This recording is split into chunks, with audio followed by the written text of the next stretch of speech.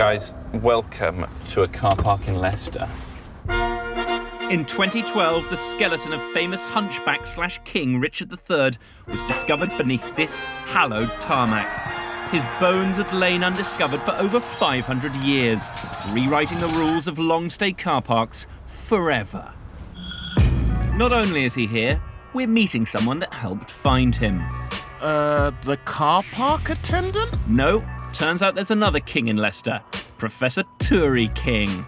Best known for leading the Richard III identification project, the professor managed to crack one of the biggest forensic DNA mysteries in history. So Richard III is killed at the Battle of Bosworth on the 22nd of August, 1485. We know that he's buried in the choir of the Church of the Greyfriars friary in Leicester. Now the friary's been torn down, so we are starting an excavation, and what we want to see if we can do is, can we find the friary itself? Well, 6 hours in, we hit a little bit of leg bone.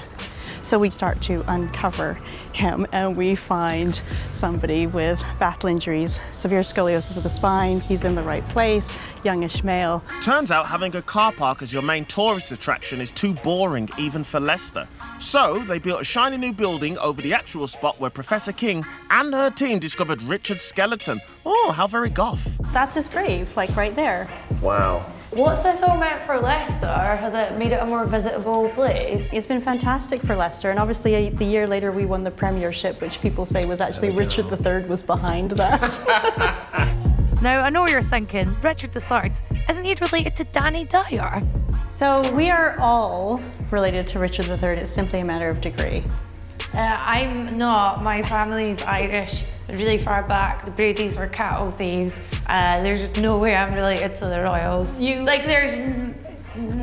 absolutely will be, because if you think about it, you've got 2 parents, 4 grandparents, Yeah, Irish, 8 great-grandparents. Irish. Yeah, but if you go back to the time, say, of 1,000 years ago, you've got more putative ancestors than there were people alive at the time. Fern, just embrace your English heritage, please. This is awful. You will be related. We're all related to each other. Of course we are. Oh my goodness. My dad's going to be so upset when I tell him. We're all related to each other. That's just made sex really weird with everyone. I mean, I already found it difficult with you. I think it's going to be more likely that one of my relatives murdered King Richard than anything else, but let's see. I remove Her Royal Highness Fern before the car park has another death on its hands. It's time for my DNA extraction masterclass. You look fabulous. You're the actual scientist, and I'm the boy playing dress-up. It might look like we're just smushing strawberries. This is pretty much the same method Professor Turi used to identify King Richard. I had his tooth, and I literally had, okay, it's bigger than this, but a mortar and pestle to crush his tooth up to a powder to be able to extract the DNA from. Wow. Yeah.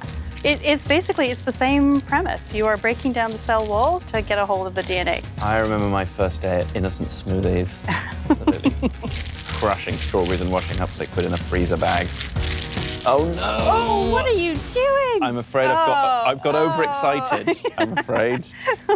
You need alcohol. And I'm a little concerned that the professor is trying to get me drunk. DNA precipitates in alcohol. It can't stay in solution. So if we put alcohol in here, the DNA is going to precipitate out and you'll be able to see it. So let's pour. I've heard a lot of excuses in my time. So, if you get down, Right, sorry. do you see all these like little kind of, it looks like cotton wool. Yeah, okay. That's DNA coming out of solution. Amazing. Like a sort of traffic light shot. Yeah, A genealogical slammer. absolutely. I think I'm going to have to start using that. You're very welcome to use the line genealogical slammer in any of your future teachings. Excellent.